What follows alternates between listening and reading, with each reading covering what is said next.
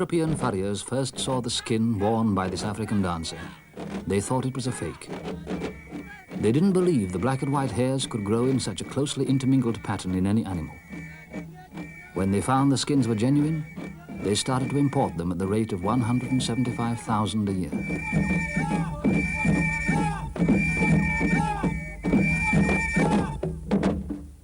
The skins have always featured prominently in the dances and rituals of some African tribes, especially the Luo and Kikuyu of Kenya.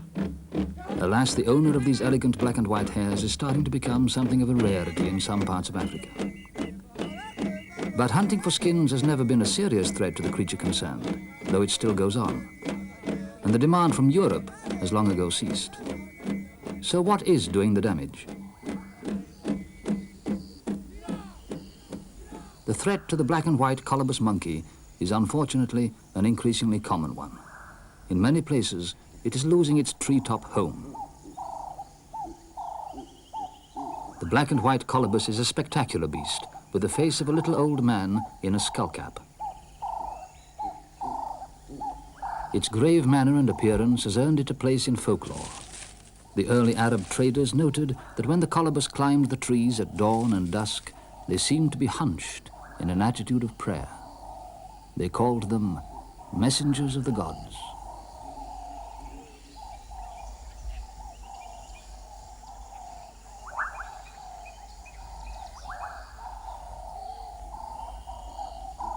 The word colobus is derived from the Greek for broken. Early zoologists thought the first ones they saw had broken thumbs, or even that their thumbs had been cut off. The thumb is, in fact, almost missing. It's possibly an adaptation to the way they use their hands when bounding through the trees. They're very largely arboreal, or tree-living.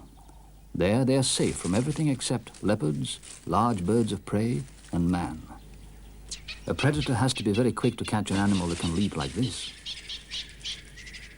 When feeding or leaping, they use their forelimbs in a much freer way than other monkeys.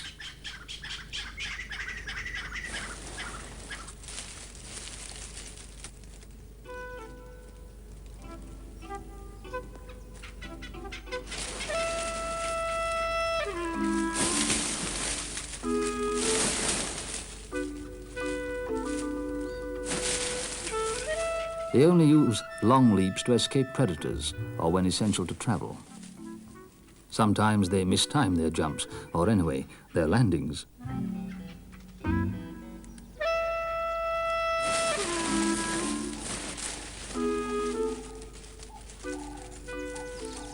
When they do descend to ground level, they're exceptionally fast movers.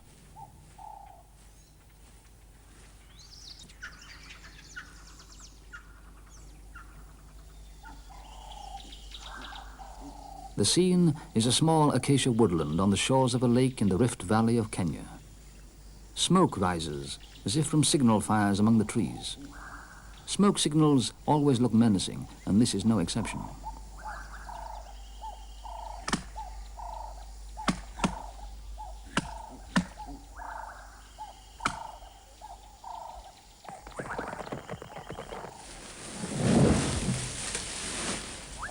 Lovely yellow-barked acacias are coming down to make way for a new farming scheme. This part of a big ranch is to be irrigated with lake water and planted with lucerne to feed cattle.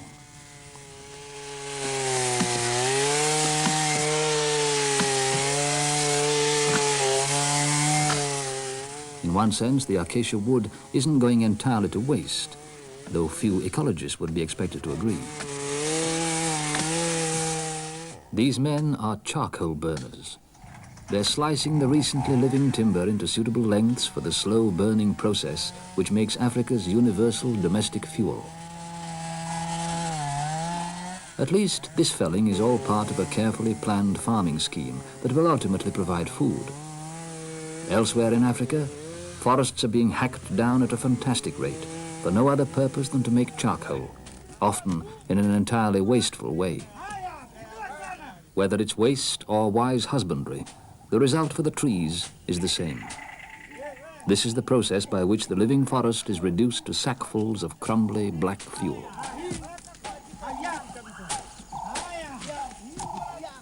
Cremation of a woodland requires a slow fire. so grass is heaped on the sawn logs and earth and sods piled on top of the dead trees. The useless brushwood is burned. The question remains, useless to whom? Until a few short hours ago, colobus monkeys, for example, would have considered it far from useless. It would have provided them with food and shelter.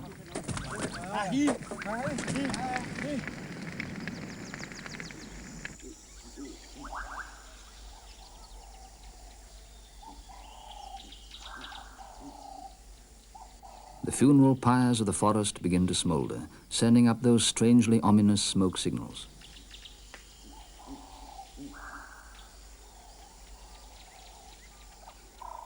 Ominous? Surely the farmer is entitled to make the best use of his land? Well, so he is. But in this case it so just happened that the only troop of colobus along this part of the lake lived in the doomed acacia woodland.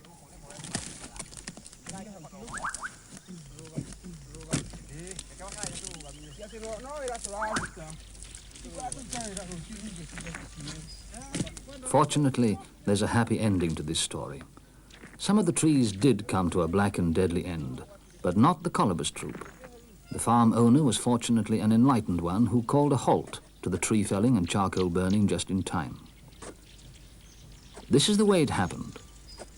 In the first place, the colobus owe their survival to the appearance in the forest of a young man in a broad-brimmed black hat. Mike Rose, 38 years old, studied medicine at Cambridge and taught human anatomy at Nairobi University for 4 years.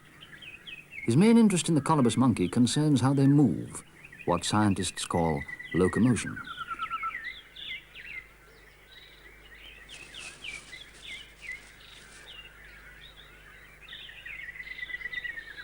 After a year's close contact with him, the colobus troop accept his presence without fear.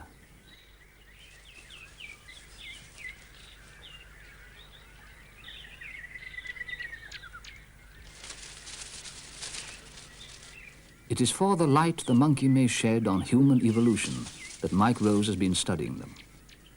Man's distant ancestors may once have traveled in the trees in a similar way. That's a vervet monkey. They share the woodland with the colobus. Rose didn't expect to come up with any easy answers about human evolution. Man's ancestors were certainly never exactly like the colobus. Nevertheless, the study might give clues to our own development. Of course, there were lots of other interesting creatures to watch in the acacia woodland. A scimitar-bill probing for insects. Small parties of glossy ibis. Verreaux's eagle owl.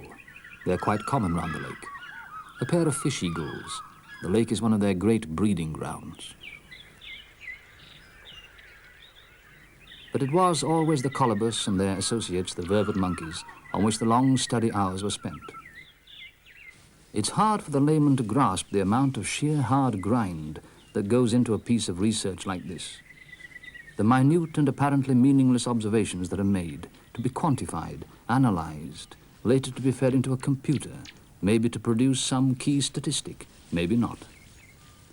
Mike Rose is now at Yale University, where he took a course in computer programming in order to analyze his observations. The computer hasn't come up with the results yet. Whether he has discovered anything new about human evolution remains to be demonstrated. What is perfectly certain is that he has made some original observations about the colobus, a species about which comparatively little is known, mainly because of the dense forest in which it usually lives. Mike Rose had a unique opportunity because the troop was isolated in its miniature and fairly open forest.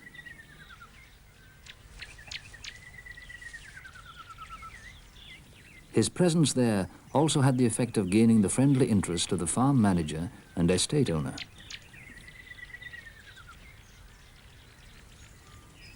When tracks had to be cut through the woodland for the cattle, the farm manager agreed to do so in a way that would cause least interruption to the routes used by the colobus in their daily feeding activities.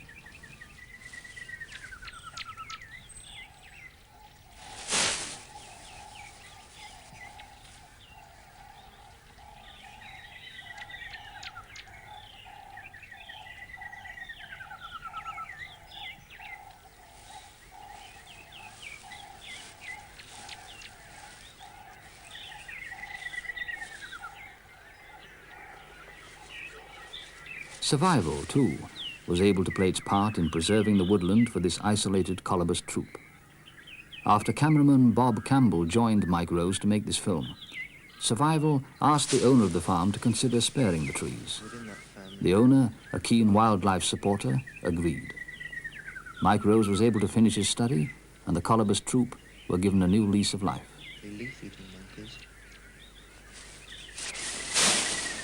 Perhaps most interesting to the layman is what Mike Rose discovered, leaving man's evolution out of it, about how this troop actually lives its daily life.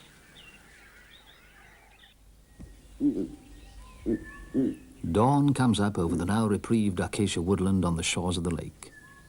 Colobus are very silent monkeys, but occasionally throughout the night and usually at dawn, the males give their powerful, throbbing call.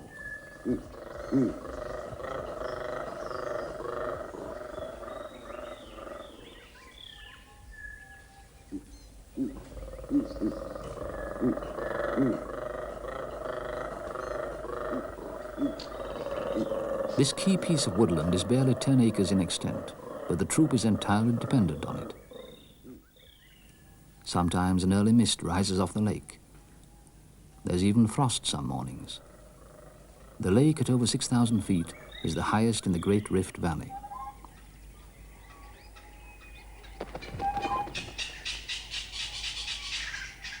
There are 19 animals in the group, an unusually large number. If there was more space available, the group would undoubtedly have split into two. 8 is the normal size.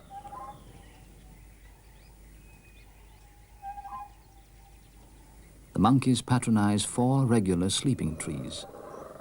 The whole group likes to sleep close together. At dawn, some monkeys give a leaping display.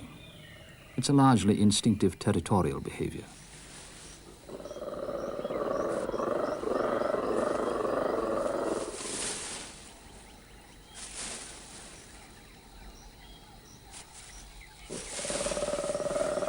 This early activity generally takes place in the sleeping tree. Some late risers just prefer to sit around and let the sun do the warming up process for them. To our eyes, the acacia tree doesn't look much like home sweet home. As well as shelter, it provides the colobus here with 80% of everything they eat. Saving this small woodland has incidentally benefited many other lakeside creatures too. The eagle owl, mouse birds feeding on wild figs, and a bird that makes the most characteristic sound of African woodland savanna, the boo-boo shrike.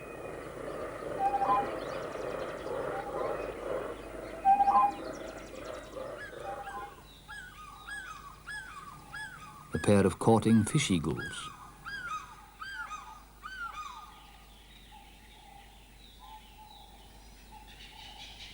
A small wood is a complicated ecological unit. Destroy it, and you destroy and deprive a great many forms of life. As the sun gets higher, more and more members of the troop become active. Compared with other primates, they're rather lazy animals. There has to be a good reason before they start leaping around. This is part of the regular routine of rising.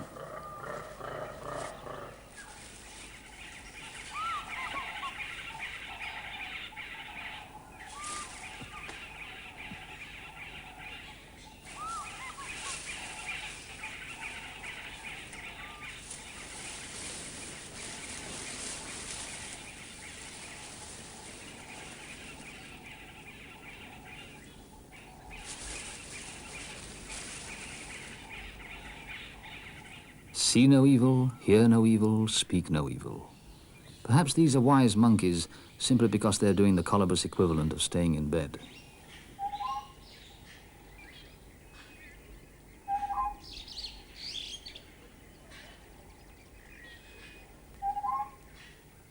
Colobus spend 3/4 of their day resting. But soon even these late risers will be driven to start looking for food. Colobus belong to a subfamily called leaf eaters. The monkeys here are Colobus goretza. They're often simply called goretzas. Colobus have a stomach with a series of pouches rather like a cow's that enable them to deal with their seemingly indigestible diet. Beside the native acacias and wild figs, They feed here on jacaranda, kayapple, pepper, all trees introduced to the estate some time ago.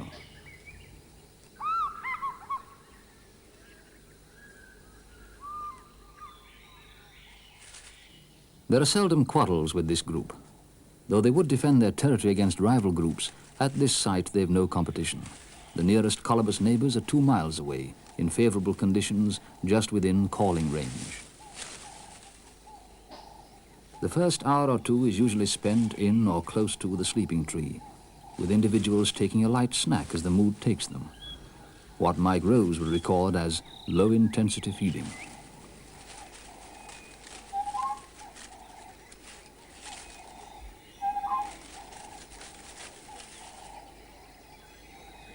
From time to time, some colobus groom each other, a social activity that plays an important part in strengthening bonds in most primate groups. Then someone, perhaps an adult male, moves off to begin the first real feed of the day. The troop moves together, not en masse, but in ones and twos, using familiar routes through the trees which are followed day after day. A couple of hours of solid feeding follow. Then a short move.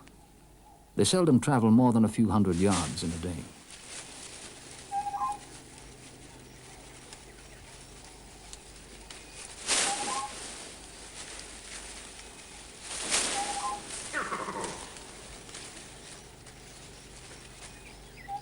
After a short move, another siesta period follows for digestion.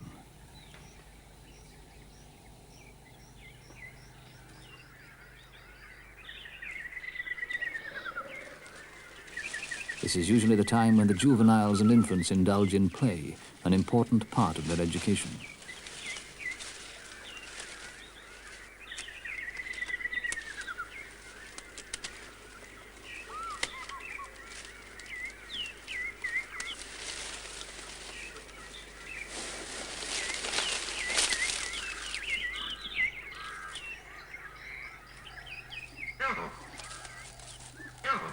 If things get too rough, one colobus makes a gesture of submission.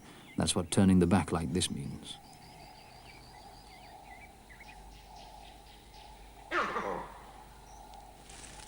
Tail pulling is an accepted pleasantry among juveniles. Here a big male propositions a passing female by pulling her tail. There's little courtship rivalry in a colobus group. Any female in season is fair game to a dominant male.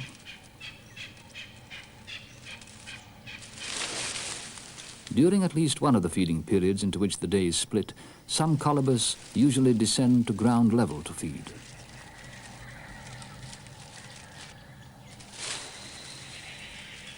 The attraction here is a lava cliff which contains minerals the colobus want and instinctively know will balance their diet. It's quite common for animals to use salt licks in this way. The lava probably contains calcium or phosphates, which they chew or lick from its surface. Incidentally, you'll never see them licking water. Colobus don't drink. They get all the moisture they need from their food.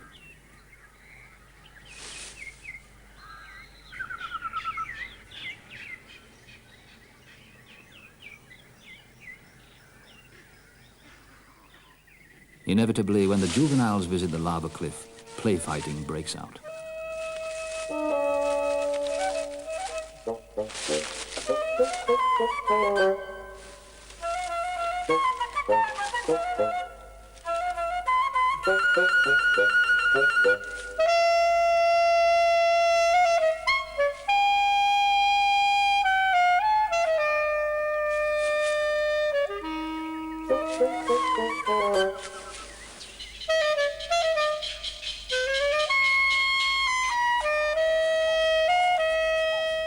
Those are vervet monkeys in the background.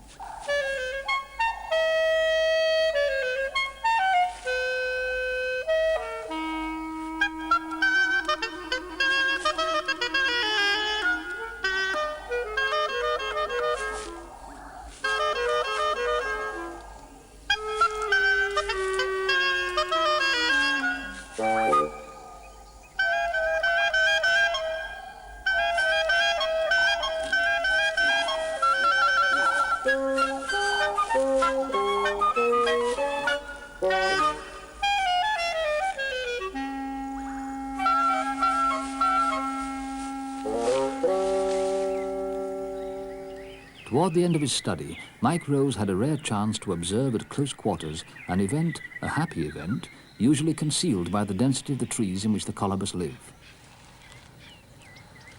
One of the females gave birth. Colobus babies are born completely white with pink hands and face. Feet, face and hands turn black within 3 weeks. The full color change to a black and white coat is completed at around 4 months. Colobus females fondle their babies just like human mothers. Here she's grooming the infant. For the first fortnight, the baby clings to the mother's belly. At 6 weeks, it begins to eat leaves. Weaning starts at 2 months. Full rejection by the mother doesn't occur until a 1.5 years after birth.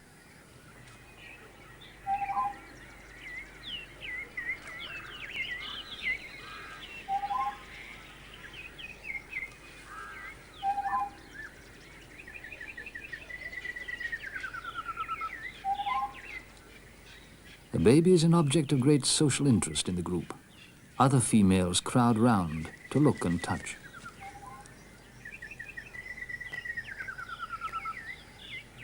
Quite often, one of these females takes the baby away. One possible reason for its white color is that it enables the mother to keep track of it. The new owner then becomes the new focus of interest. No one seems to resent this, least of all the mother, though she'll eventually take the baby back again.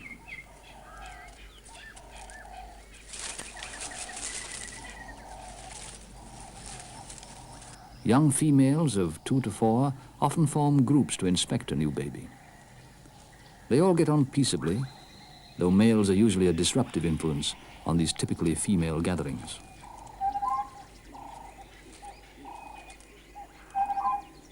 The new infant comes at an appropriate time for this isolated and until recently threatened colobus troop.